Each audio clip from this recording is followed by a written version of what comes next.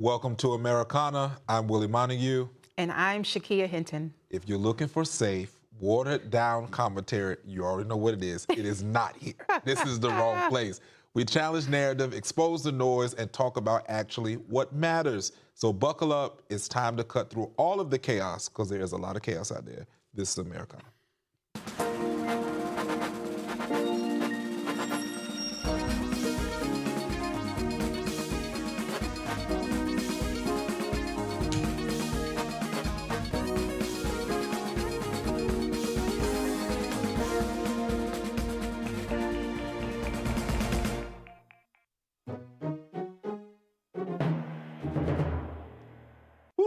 Coming up on today's episode, we're talking about the Jasmine Crockett circus, and it is a circus.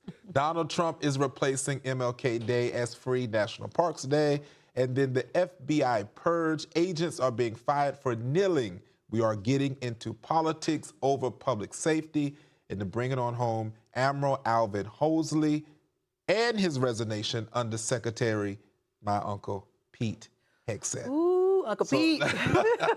Let's dive right into it. There's a circus, and it is not for children. Texas Congresswoman Jasmine Crockett is prepared to announce a run for U.S. Senate, but critics say she brings more viral meltdowns, social media theatrics, and headline-grabbing outbursts that bend serious policies. Is America's second largest state about to get a campaign built or nothing but foolishness? I don't like her. Is that a rhetorical question, or are you actually asking me that of all people? Well, I mean, you guys, you at home, the viewers at home. This is horrible. Her running for a Senate seat is horrible. Well, first, I want to say, before we move forward, you likened her campaign to a circus. If you're going to liken it to a circus, at least liken it to a Black-owned circus, which is Universal, the big top. Okay. That, highlights Black performers and all the things of Black excellence. But I am really happy that she is deciding to move from United States representative to the Senate. I don't think that this is the right move for her, moving to U.S. Senate after you showed a mockery throughout being a U.S. Congresswoman. I just don't see how that's going to be. A mockery. A mockery. This is what it is. I have not seen one viable policy that she has come up with other than her always feeling, and this is your word, was it fantasizing or having a, what does he say? Having a fantasy of Trump. That's what she said. Everything is always either bad Republicans, bad Trump, and, I'm Black. Well, she is. She is a Black woman who happens to also be a soror of mine. Ooh, pale, HBCU grad, all the things. So let me just say, she's right. A lot of things about this administration is anti-Black, and it is horrible. The American people are feeling it, and they are actually seeing it in the polls. As far as her tenure as a legislator, she came on the scene. She started her tenure, I want to say, as a state house representative for the state of Texas. She was there for 2 years. She moved into Congress. She's been in Congress for about 3 years, roughly. Now she's on track to become the next senator of Texas.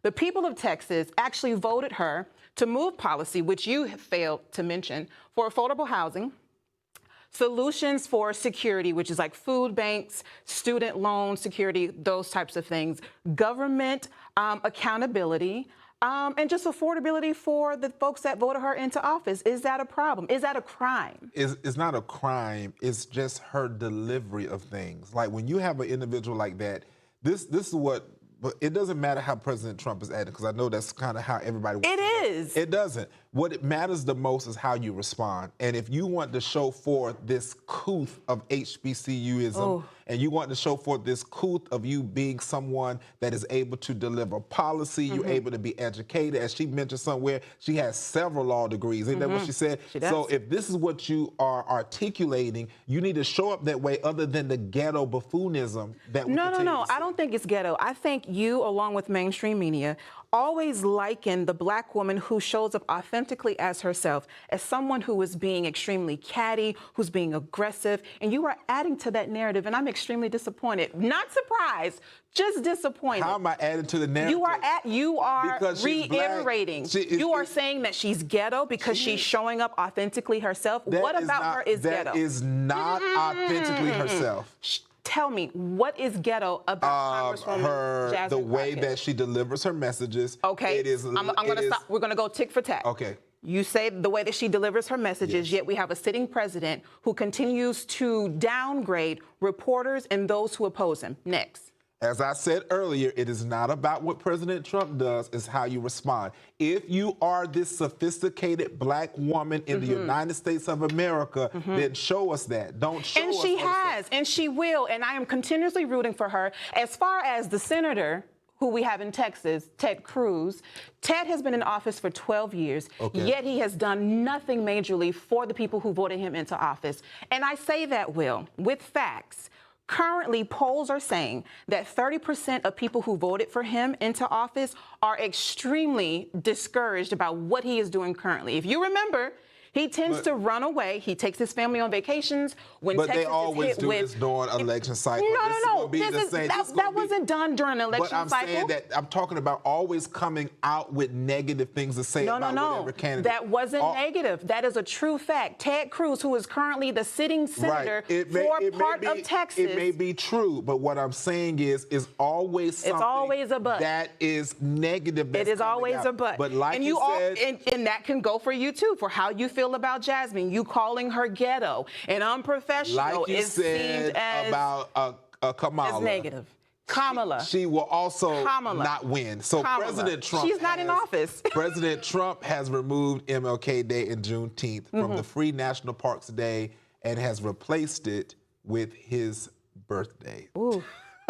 Critics say this is another blatant action that shows his targeted racism towards the people of color, although somehow people seem to not mention that he works directly with the King family. In what way does he work with the King family? Everywhere he predominantly goes and speaks when it has to deal with the people of color, he brings Dr. Alveda King, who is the niece of Dr. Martin Luther King. But what has his daughter said about Well, we know that she's leftist. I'm not concerned about her. No. If you're going to talk about the entire family, what is she bringing to the table? What is this niece bringing to the table that actually adds to Trump's narrative of MLK? She's always lifting up her uncle. If you go look at any speeches with Dr. Alveda King, it's always pushing the message of Dr. Martin Luther King, always. So why not use his daughter instead of his niece? Because his daughter does not like Trump. You can lead a horse to water, you can't make him drink. If you don't like somebody, well, I'm going to invite you. You don't like me, I'm not inviting you. And in that same vein, Mr. Montague. Okay. Yes, Mr. Montague. Trump actually enacted, it was under his presidency where Juneteenth, not that it became a federal national recognized holiday. That was under Biden. Hey, Biden. But it was under Trump's administration where both MLK Day and Juneteenth was recognized as a free admission into national parks. Now he's removed that and replaced it with like the Constitution, Flag Day, Patriotic Day, and some other foolishness. Oh, his birthday. So why now is he removing those two federal holidays that mostly black people celebrate?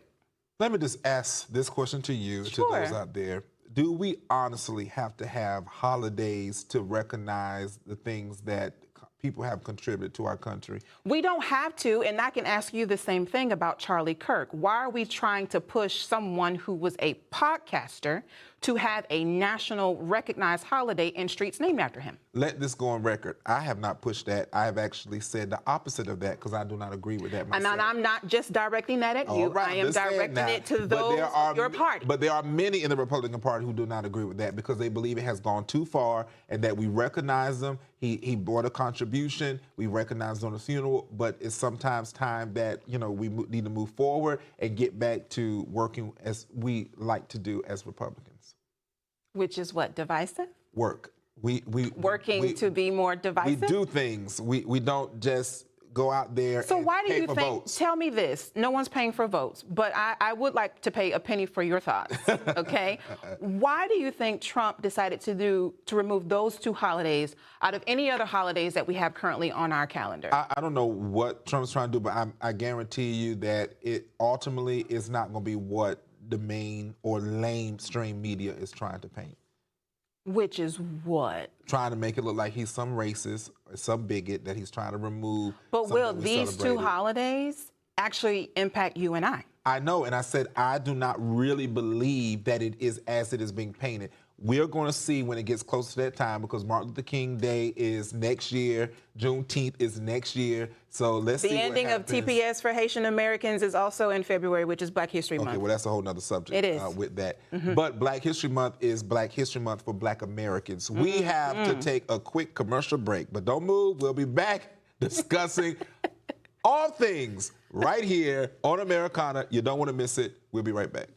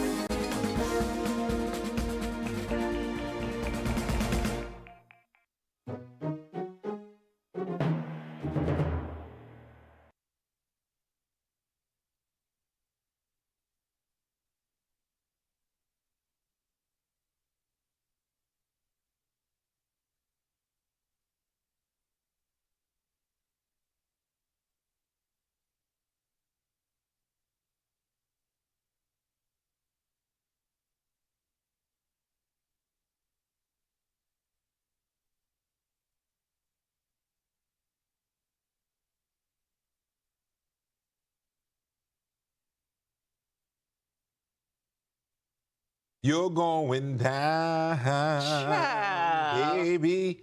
The whole world's up, side down. There's a purge that has come to the FBI. Agents are fired because they are trying to kneel and make a political statement over doing their job. This is why we got problems. 12 FBI agents, this was back in 2020, but it's caught up to them. They were fired not for poor work, but for kneeling during 2020 protests. They insist it was a tactical de-escalation, not a political statement. Now they're suing to get their jobs back, arguing the purge under Patel is blatant retaliation.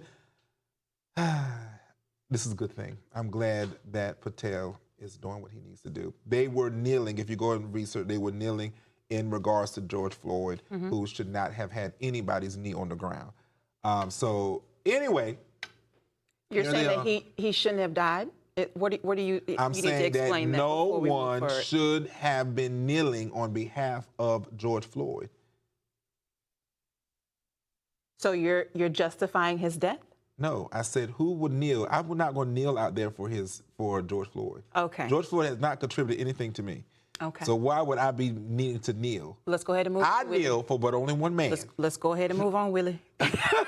So I'm just saying it's true, because that's what it is. And I look at this as an interesting topic because we don't talk about enough. Like, the FBI is there to do a job. These 12 individuals who probably thought it wasn't going to catch up to them because they had Biden and probably thought Biden was somehow going to be hanging on by a life thread to be able to make it for another 4 years. And he could not, he couldn't make it past the first year. And then here you are. The man is still alive. He, Don't even say barely, because we have Trump. Trump literally is healthy. Who Please. is full of tanning spray and pumped up with full of drugs. He is but healthy. Let's stay on topic.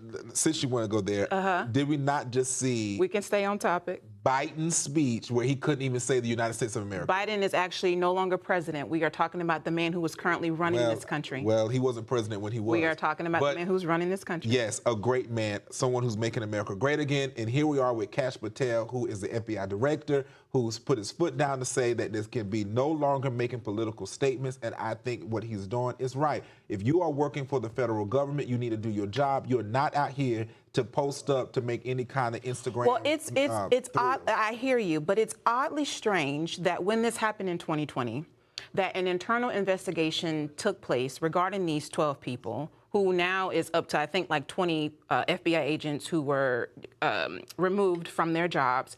The internal investigation said that they were actually found to not have broken any FBI laws and policy. Seriously. This is what year? This is when it happened in 2020, 2021.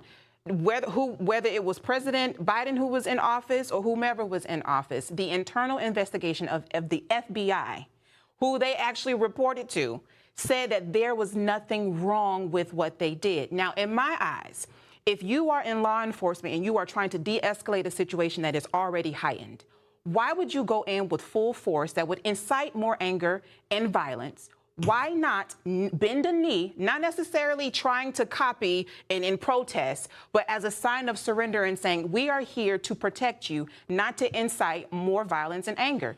If you remember... We're not no weak knee. No. That is not weak. This is the FBI. We're not here to hand out popcorn and candy. No, I'm not asking you to hand out popcorn and candies, but I am asking you to come into a community with dignity and respect. I'm sorry. If you want to de-escalate an issue, why would you come in with full force to incite more anger and chaos? Let's put it like this. The anger and the chaos was mainly from whom? Those who were protesting. And who were mainly those who were protesting? Because you can have a peaceful protest, right? It sometimes get incited into anger and chaos because you have, and I'm gonna troll you for a little bit. You have some people on the MAGA side who were planted in those protests. Who were planted in those protests. When I said that about I just wanted to troll you. I just wanted to troll. But in all seriousness, I don't think there was anything wrong with them bending a knee. Now, 2016, when Colin Kaepernick bended a knee, yes, that was a sign of solidarity with all of the issues that were happening in the streets, protesting. I think the 12 FBI agents who were caught kneeling on camera and with footage, I think that was a sign of them showing those who were at this protest, like, hey, we are trying to come in peace. We want to do our jobs, and we want to hear you, not necessarily incite you to further anger. But Shakea, this is the FBI kneeling to just everyday civilians. Does that not sound backwards to you? No, it doesn't, because it also aligns with how policing should be done in community. And with that type of thought, that is exactly why we have the ghettos that we have today, because no one takes authority to go into these communities and really enact force that is needed to clean it up. We have so many ghettos in this country that is derived by the same individuals who don't want to be cleaned up. We don't have nobody that goes in there, even our own people of color do not want to go in there to do what is necessary to reshape our communities. That is not true. It is. That is not true. All you have is people of color do not want to live in poverty. And in fact, it's not just people of color, it's white folks who are just as poor as black folks.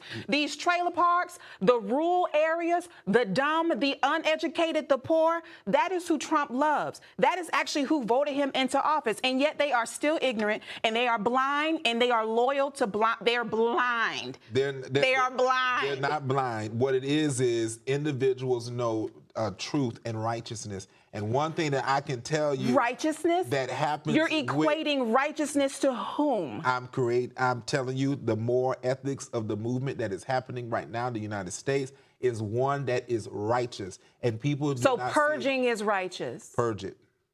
Purging is righteous, actually. If you look. We're not talking about the biblical principles. Well, yeah, I follow you, man of God. I follow you, man of God. But that is purging is. I mean.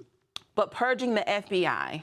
And I think that's probably a good segue. Okay, well, yes, it is. Admiral Holsey and his resignation under Secretary Hegseth in October. Admiral Alvin Holsey resigned after refusing to carry out the boat strikes in the Caribbean. Yes, he did. So, this what bothers me is there was a time in the military where it didn't matter what, this is my service, this is what I have to do. now you have all these people that's saying, oh, I don't like that. So they go, oh, I don't want to, basically what I'm hearing is, I don't want to do my job. No. What you're hearing is folks are going to break the law. That's what you're hearing. There have been people like the Admiral who has been in this service for nearly 40 years, who has never had to face the choice between doing what is right and doing what is completely forced upon you by someone who is just unhinged and off their medication, right? I'm talking about President Trump, to be clear. Under Pete Hegseth, Uncle Pete, Yep. who has no inkling idea about anything involving the defense of secretary, the military, and anything that goes under that purview. And so 15 minutes after they had this discussion, the Admiral actually submitted his resignation. He wasn't forced. He took it upon himself to say, you know what, I am a man of integrity, I am a man of my word, and I would rather resign on top than to be persecuted for when all of this comes down the pipeline and all these people are going to be held accountable and going to prison. They're not going to prison. They're going to go to prison. They're not. I can tell you right now that what it is, our country is finally getting the resolve it needs after being tormented for 4 whole years with someone who did absolutely nothing. So if the courts find that Pete Hegseth actually unlawfully instructed these people to do a second strike and he has to serve prison time, do you not see this as a ripple effect for America? Do you not see this as like we are losing the credibility of being moral and just? You know what I foresee happening is, I don't foresee him going to prison, but I do foresee, should the left end up in the White House, them trying to use similar tactics to enact what they want to do to destroy Black and brown communities, because they are the true racists. You are trolling today, and I'm going to let you have that. I'm going to let you bury yourself in your own grave on that, because there's no possible way that you would think that that would happen with the left. I absolutely do think that they would do that. They have, this is what people don't realize, somehow they have hoodwinked individuals to believe that they are the party of common sense, and they're not. Now, I'm not saying my party is perfect. There are issues within my party that we need to tighten up, before the midterm elections. However, morally, inclusively, and objectively are the 3 areas that I think the Democrats hold over the Republican Party. The Republican Party are extremely selfish. The Republican Party builds up the wealthy and putting profit over people, and people are feeling it in everyday life. Well, if our founding fathers... Folks are tired. If our founding fathers weren't selfish, we wouldn't have America today.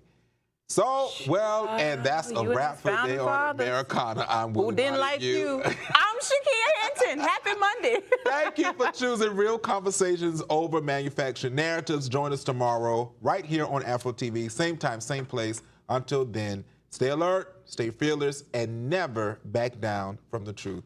Have an awesome night. Happy Monday.